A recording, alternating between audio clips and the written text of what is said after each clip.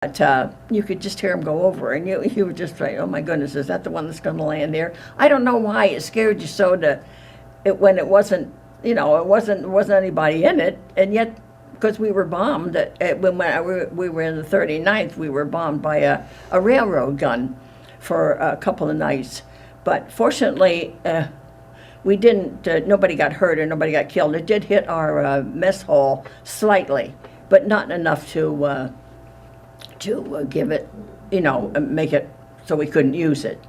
But we had to spend a couple of nights down in the basement of the building there until they got the railroad gun. This is back now when we were in Germany. Yeah, I'm back in the Germany with the 39th now. Yeah. And I don't know. I guess that's the main thing that I can tell you. What? I do remember one Christmas. We were in this place, and it was quite close to the line, the front, because we could hear the trucks going and the tanks going back and forth outside.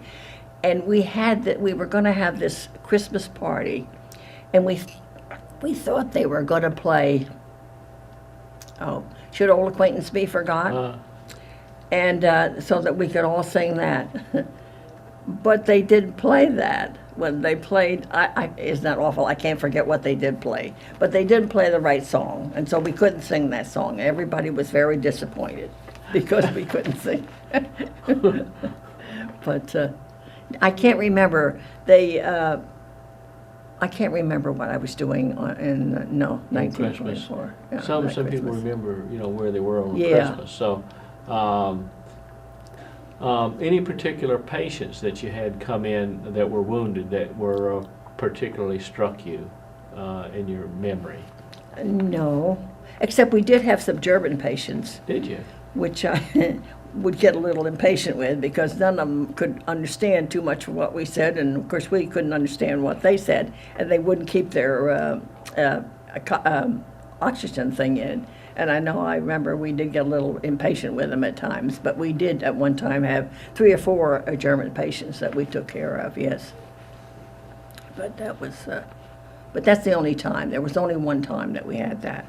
The rest of the time it was all American. Oh. And I was in the medical line of the war. I never did go in the surgical. I took care of all kinds of things, believe it or not. We had measles, mumps, chicken pox, everything else. Not so much when we were over in the 39th, but when I was at a 38th Station Hospital, we had all kinds of things like that. Yeah. Yeah. And for the first time in my life, I saw a case of diphtheria. Now, you don't even hear of it anymore. And you very seldom hear of it, but we did have a case of it in our hospital. It was then when we were in the 39th hospital, and that was most unusual. The poor soul he didn't make it because they don't usually make it because you get a film that grows over your throat there with the diphtheria, and you don't make it. But he didn't make it, no. But it was so unusual because that's the only case I've ever heard of or ever seen. And how he ended up with it, they don't know. Yeah.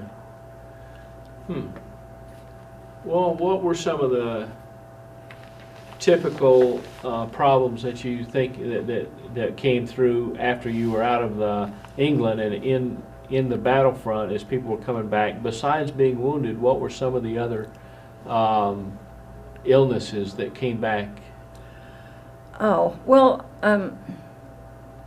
that's what I was trying to think of not too long ago myself, but I can't. Isn't it strange? Most of them were not real awful illnesses. Most of them, of course, were GI upsets or, nasal upsets or something. And I cannot remember that there were any real awful illnesses. Mm-hmm. No, I can't. Except that we did have one case of salmonella. No, botulism. Botulism, that's right. That they got from food that wasn't cooked properly from home. And he did not make it either, but we did have one case of that, which was unusual. So as you